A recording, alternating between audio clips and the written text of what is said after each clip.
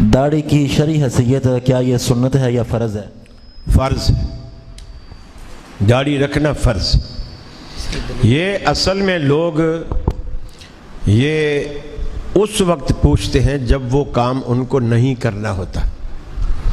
مثال کے طور پر آپ کسی کو کہہ کے دیکھیں کہ پانچا جو ہے اپنا ٹخنے سے اوپر رکھ، وہ فوراً آپ سے سوال کرے گا یہ کپڑا ٹخنے سے اوپر رکھنا فرض ہے کہ سنت ہے؟ آپ اگر بولیں گے سنت ہے تو وہ دوسرا سوال جملہ یہ جوڑے گا، اچھا فرض تو نہیں ہے نا، فرض تو نہیں ہے نا۔ گویا اس سوال کا مطلب ہی یہ ہوتا ہے کہ مجھے یہ کام نہیں کرنا اگر سنت ہے تو۔ گویا سنت کی ان کی نظر میں کوئی حیثیت ہی نہیں۔ داڑھی کا اسی لیے پوچھا جاتا ہے، جب آپ بولیں گے فرض ہے، آپ بولیں گے سنت ہے، تو وہ فوراً بولے گا اچھا سنت ہے، فرض تو نہیں ہے نا۔ یعنی میں رکھوں نہ رکھوں تو کوئی بات، فرض تو نہیں ہے نا۔ وہ جان چھڑانے کے لیے یہ اعتراض کیا جاتا ہے۔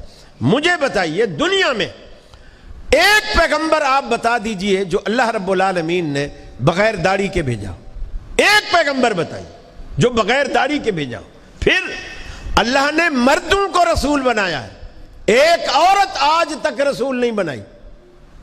ہو سکتا ہے اس میں یہ وجہ بھی شامل ہو کہ ان کی داڑیاں نہیں ہوتی، ان کی داڑیاں نہیں ہوتی۔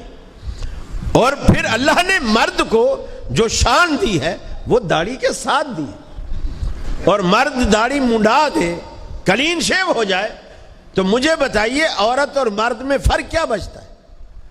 پھر اللہ کے رسول سے ایک موقع پر وفد آیا ملنے کے لیے، ان سب کی داڑیاں تھیں، حالانکہ وہ مسلمان نہیں تھے، ان سب کی داڑیاں تھیں، مسلمان نہیں۔ آپ نے پہلا سوال کیا کہ تم نے داڑیاں کیوں رکھ رکھی؟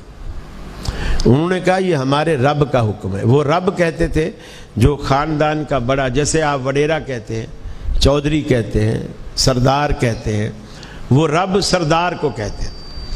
انہوں نے کہا ہمارے رب کا حکم یعنی ہمارے سردار کا حکم ہے۔ پھر انہوں نے پوچھا آپ نے داڑھی کیوں رکھ رہی؟ کہ چونکہ آپ تو ہمارے علاقے کے نہیں ہیں، نہ ہمارے سردار کی سرداری آپ پہ چلتی ہے، آپ نے کیوں داڑھی رکھ رکھی؟